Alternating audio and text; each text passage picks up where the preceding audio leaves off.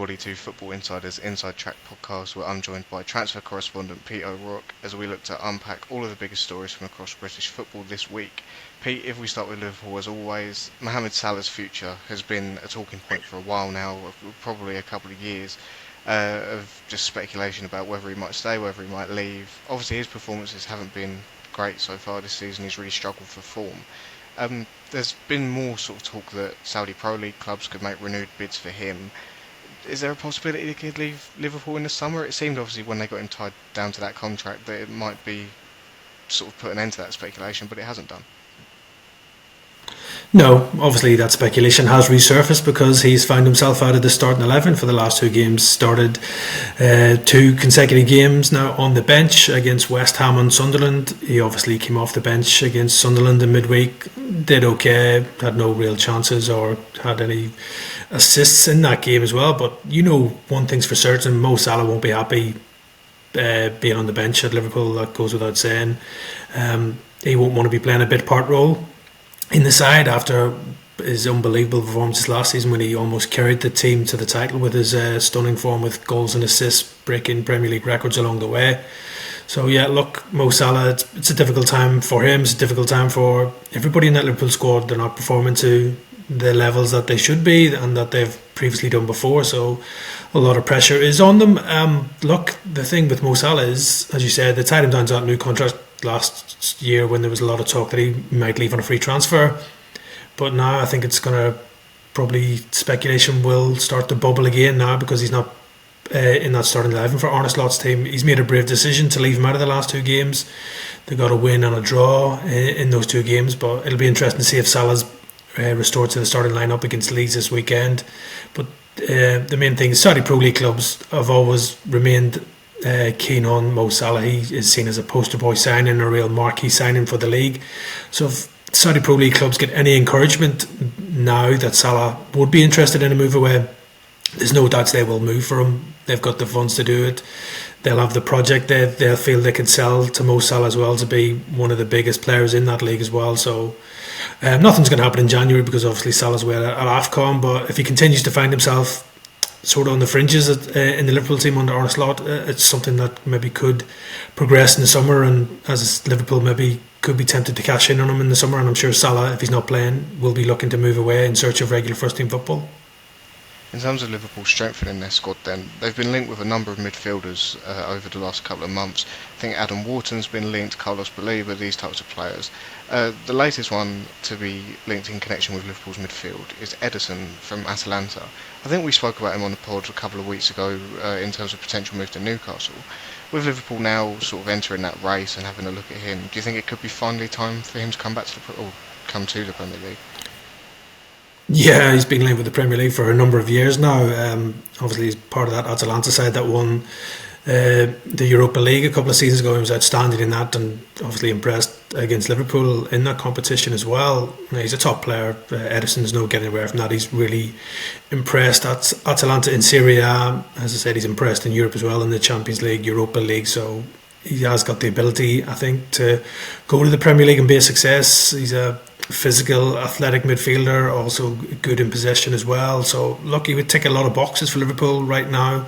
It does look like Liverpool are missing a bit of physicality and energy in that midfield and in the team in general. So I'm sure he's somebody who's maybe on their list that they're looking at. But as you said, there's other clubs who are looking at him. Manchester City have been credited with an interest. Newcastle have also been credited with an interest, and Barcelona are big admirers of him as well. I think for Atalanta right now, he's under contract until 2027, so if no new deal can be agreed, you would imagine the Italian club could maybe be more open to cashing in on Ederson in the summer transfer window. And as I said, he probably could be available for between 40 to 50 million pounds. So in the current market, if he's available at that price next summer, he could be a real smart pickup by somebody in the Premier League. Moving on to Man United then, there's been a lot of speculation about Joshua Zirkzee's future. He's obviously been out of the side for a while, recently been forced back into it, I suppose, with the injury to Benjamin Sesko. He grabbed Man United's first goal in their win against Palace, and obviously, as expected, will start again against West Ham tonight. Like I say, his future's been sort of a bit up in the air. So do you think coming into the side, scoring that goal, maybe cements his place as a Man United player? Well, he's boosted his chances of getting more game time at United. Obviously, with that goal against Palace, really good finish in that game, got United back into the game and helped them go on and pick up the 3 points in that one. He'll be hoping now he can get a run in the side. That's what he's been looking for this season. He hasn't had it because obviously United went out and spent big on Mbuemo, Cunha, Sesko in the summer window, so he was pushed down the pecking order. But I think he's going to be needed at United for the foreseeable next couple of months at least anyway, especially with Mbuemo and Ahmad going away to AFCON with Cameroon. United are a bit short of attacking options, so I think he will get minutes, Zirkzee, while those two are away at that tournament. And as I said, they're only one injury away, United, from Zirkzee getting a regular run on the side. Cunha's on his way back to fitness, and it'll be interesting to see if Zirkzee does start against West Ham in midweek when Cunha is back and available for Ruben Amorim. But yeah, he's going to be needed for United over these next few weeks for sure, and as long as he's getting game time, I'm sure Zirkzee will be happy that he's got a role to play at Old Trafford, but it won't stop interest in him because he is still highly thought of in Italy. He had great success in Serie A with Roma, with Bologna, sorry. So Roma are one of the teams who are leading the race to try and bring Zirkzee back to Italy. So let's see what happens over the next couple of weeks. But he's got that opportunity now, and he definitely took it against Palace at the weekend. So United will be hoping that he can continue that form, and if he does, I'm sure United will plan to keep hold of him. Despite the speculation about United potentially losing players in January, they've obviously been looking to strengthen their squad as well. One player that they're now being linked with is Christos Mouzakitis from Olympiacos. Obviously a young player doing really well in Greece at the moment. Do you think that's the type of move that Man United might look for? Obviously a young player who can come in, develop and eventually become more of an important player at Old Trafford? Yeah, I'm sure he's definitely on the radar at United. He's on the radar of probably every big club in Europe right now. He's one of the most talked about young players in world football. He recently won the Golden Boy award for the best young under 21 player in Europe, so he beat some big names to win that one. So he's obviously very highly thought of. He's playing regularly for Olympiacos in the Greek Super League and also in the Champions League, and he's already international as well at the age of 18. There's real high hopes for this boy that he could become one of the best players ever to come out of Greece as well. So no surprise that United are being linked with him. He does seem a player who will eventually move on and move to one of the biggest teams in Europe as well. Real Madrid are supposedly front runners for Mouzakitis. They see him as a potential superstar in the making, and they would like to bring him to Spain, and the player is thought to be interested in a move to the Bernabeu as well, which might just give Real the edge over any of the rivals for the attacking midfielder as well. But look, United, we know, do need to reinforce midfield, so Mouzakitis is just the latest player to be linked with him. But yeah, as I said, Olympiacos don't really want to sell him just yet, and if they are to let him go, it's going to be for a fee in excess of 30 million at least. So I'm not sure United will be doing that in January. Moving across Manchester to Man City then, one player who's been linked, as you said, with Mouzakitis, another player who's been linked with most of the big clubs in the Premier League and potentially in Europe as well, is Antoine Semenyo. Had a fantastic start to the season with Bournemouth. Maybe they've dropped off a little bit in recent weeks, but he's still attracting a lot of interest because of this release clause in his contract. City are the latest club to sort of really show an interest in him. There's been suggestions that they could make a move in January to sort of beat their rivals to that deal. Is that something that we can sort of expect to see happen? They could move quickly and get that done. Yeah, well, look, right now for Semenyo, he's probably going to be the most talked about player in the January window. He seems to be the one that potentially could be on the move in the new year. Right now, it's a wide open race for Antoine Semenyo due to that release clause. Whoever wants to trigger it will give them the advantage to try and sign him. Liverpool have been front runners for him. Obviously, the obvious links between Richard Hughes, who ex-Bournemouth, he signed him when he was in charge of Bournemouth, signing him from Bristol City. He's interested in bringing him to Anfield, and could he be seen as a long-term replacement for Mohamed Salah? That remains to be seen. City now are also weighing up a move to trigger that release clause as well for around £65 million in January. So they're looking to add more firepower to their team as well. Arsenal are admirers, Tottenham long-term admirers, Manchester United have also showed an interest in Semenyo as well. So as I said, it's going to be probably one of the Transfers to watch for in January because of that release clause. It's just whether anybody's ready to activate it and pay that 65 million, or do they wait until the summer when the release clause drops to around 50 million pounds as well. But look, Bournemouth ideally don't really want to lose Semenyo, because he's going to be a tough act to replace in Andoni Irola's team. So look, because of that release clause in there, any of those interested clubs could trigger that, and Bournemouth would be powerless to keeping him, and the player would get that opportunity to move to one of the big clubs in the Premier League. Another player who's going to be one to watch in the January transfer window is James Trafford. Obviously he hasn't received the playing time that he might have expected when he first moved to Man City. Obviously Gianluigi Donnarumma came in and sort of stole his place in the side. There's been a few clubs linked with Trafford. Newcastle are sort of long-term admirers. I think Tottenham have been linked recently as well. Do you think that's one that's sort of growing more likely by the day, James Trafford looking to leave Man City in January? Yeah, I think obviously Trafford's not happy at the minute because he's playing second fiddle to Gianluigi Donnarumma, who's obviously the undisputed number one at the Etihad right now following his arrival from Paris Saint-Germain. Trafford rejoined City in the summer, and he was hoping that he would be the number one at the club, and he did start the opening 3 Premier League matches of the season before Donnarumma's arrival, but he is now playing second fiddle to the Italian. Look, I think it's probably coming down to Trafford's frustration that he wants to be in that England squad for the World Cup, but if he's not playing, it's going to be hard for him to get into Thomas Tuchel's World Cup plans for next summer as well. So that's probably why speculation over his future has intensified in recent weeks.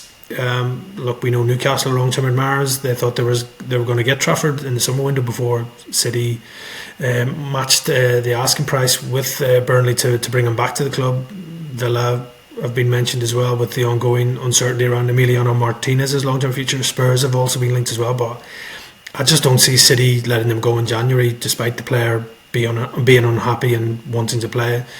City won't want to weaken their squad in January and leave themselves short in that goalkeeping department, especially if something was to happen to Donnarumma, an injury or a suspension. He's not far off a suspension right now. He's got 4 yellow cards, so Trafford might get an opportunity in this upcoming busy festive period to play as well. But yeah, look, Trafford obviously is frustrated with his lack of game time, but I just don't see City being willing to let him go in. You obviously mentioned that Tottenham are on that list of admirers for Trafford. There's been speculation here about Guglielmo Vicario. I can never say his name. Vicario at Tottenham obviously made that mistake against Fulham. The fans were sort of getting on his back, and it led to a bit of a clash with Thomas Frank and the fans as well. But in terms of his future at Tottenham, Inter Milan apparently are interested. There's been a bit of talk about a potential return to Italy. Do you think we could see him leave Tottenham anytime soon, even if it's maybe not in January but in the summer? Yeah, I don't see a move in January, no chance of that. He's obviously Tottenham's number one keeper. Tottenham won't want to lose him midway through the season as well. In the summer, that remains to be seen. If there's other goalkeepers out there available that Tottenham could bring in to become number one, then something could happen with Vicario. But look, right now, obviously he got a bit of flack from the fans after that mistake against Fulham. He held his hands up. He knew it was a mistake. But for me, I think he's been a solid enough goalkeeper for Tottenham. He's a very good shot stopper. There's probably a few question marks over him from crosses and set pieces, corners, long throws, etc. But look, he's definitely the number one goalkeeper at Tottenham right now. Don't think Tottenham want to be chopping and changing their goalkeeper midway through the season, so I would expect him to remain at the club until the summer at the very latest. He's under contract until 2028 as well. We know Inter Milan are probably going to be in the market for a new keeper next summer, with Jan Sommer coming to the end of his contract at the San Siro. So if the player is maybe looking for a move back to Italy, that could open the door for him with Inter Milan. But right now he's still Spurs' number one. He's still a member of Spurs leadership group as well, so that shows how highly thought of he is within the dressing room, and with Thomas Frank as well, that he remains a key part of their plans. In terms of incoming players at Tottenham, then, they've been linked with a number of new strikers, obviously a position where Thomas Frank wants to strengthen. One who's been on their radar since the summer really is Jean-Philippe Mateta from Crystal Palace. Given that sort of contract talks with Palace seems to have fallen through, there's been disputes about the money that he's asking for and what Palace are willing to pay. Do you think Tottenham could be sort of tempted to make another move for him after they missed out in the summer? I'm sure Tottenham are keeping tabs on the situation with Mateta. As you said, they made a cheeky offer for him right at the end of the last summer transfer window, which Palace batted away. But look, obviously it's a bit worrying for Palace right now. It seems that those contract talks, as you said, have totally stalled, and the player could be maybe tempted by a move away to another club, which would be a huge loss to Palace. For Palace right now, they can't really afford a repeat of the Mark Gahey situation where maybe Mateta runs down his contract. He is under contract until 2027, but if he's not going to sign a new deal by next summer, you would imagine Palace would be more increasingly open to selling Mateta to get a fee for him rather than potentially letting him run down his contract. So that could open the door for Spurs to make a move for the Frenchman. As I said, he's been a big success for Palace, 7 goals in 14 Premier League appearances this season. He's a proven striker in the Premier League now over the last couple of seasons, so be a really good fit for Spurs. There's also reported interest from Italy, from AC Milan as well in Mateta, so he's going to be one to really watch in the summer, especially if those contract talks continue to fail between him and Palace as well. And look, as I said, Palace might be forced to cash in on him in the summer rather than risk allowing him to run down his contract and potentially leave on a free. Another club in the Premier League who have been looking to sign a new striker, Newcastle, obviously got deals done for Nick Voltemade and Johan Wissa during the summer after Alexander Isak left, but they continue to be linked with a lot of potential additions up front. The latest to be linked with that role is Igor Thiago, who's obviously enjoying a fantastic season so far with Brentford. As far as Newcastle are concerned, do you think he'll be someone on their radar and potentially someone that they could make a move for? Yeah, I don't see anything happening in January with Thiago. I can't imagine Brentford would want to sell Thiago in the January transfer window unless it's an offer which is too good to turn down. He's been superb for them this season so far. Second top goal scorer in the league behind Erling Haaland. I think he's got 11 goals in 14 games for Brentford this season, which is brilliant going by anybody's running. So look, right now I'm sure his form for Brentford in the Premier League has caught the eye of some of the bigger clubs. The likes of Newcastle, Tottenham have been mentioned, Villa have also been credited with an interest in the Brazilian, so that doesn't surprise me in that respect. I don't think it's a priority for Newcastle right now to bring in another striker. Obviously Voltemade has made a decent impact since his arrival. Newcastle are just waiting for Wissa to get fit now, and he's back. He's played a couple of bounce games I think as well, so they'll be hoping that he can finally make his Newcastle debut in the next couple of weeks as well. And obviously we know Eddie Howe does normally just play with one striker and then the 2 wide men, so it'll be interesting to see what he does when Wissa is fit and available, and does he pair him and Voltemade together. So I don't think it's a priority for Newcastle bringing a striker right now, but look, I think any club will have to be sitting up and taking notice of Thiago's superb form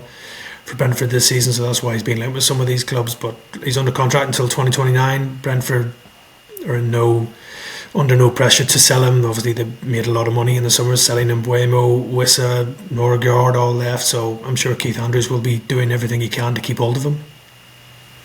We obviously spoke about Newcastle looking to strengthen in midfield as well. One player that they're now being linked with is Hungary midfielder Alex Toth. He's obviously a bright young talent, already a regular international for Hungary. Do you think Newcastle could make a move to bring him to the Premier League?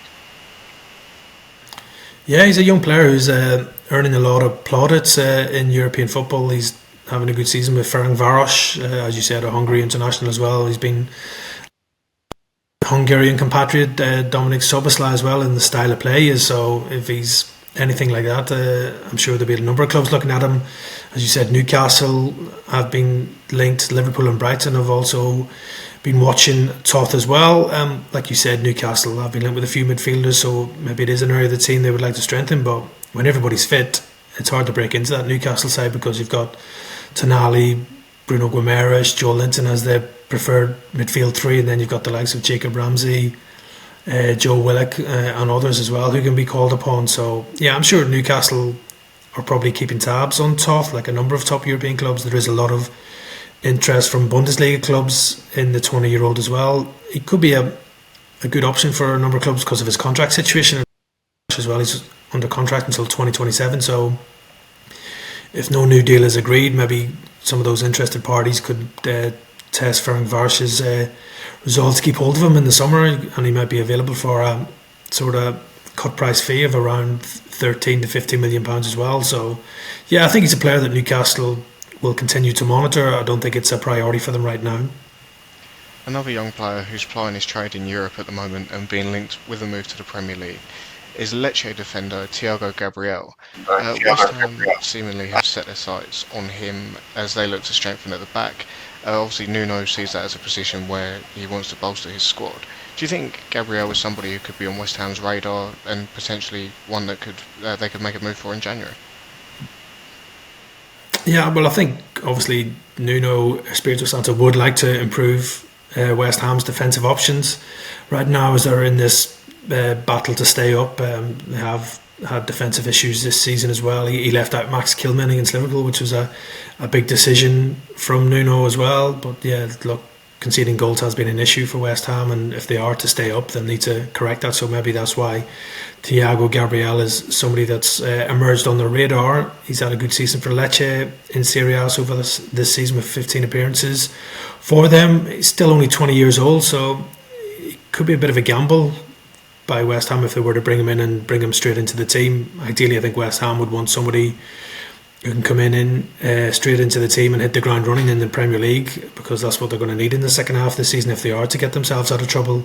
So yeah, Thiago Gabrielle, I'm sure he's somebody that West Ham have looked at. Brentford have also been mentioned as well, but it does seem reports in Italy are suggesting that Juventus are the current front runners for the player as well, and obviously the Bianconeri would be hopeful that they could win the race for his signature if it does come down to it in the January window as well. Lecce, I'm sure if they received a decent offer for the centre-back, that they wouldn't stand in his way and they would let him move on as well. So let's wait and see what happens with him. But yeah, there's no doubts that West Ham will be in the market for defensive reinforcements in January.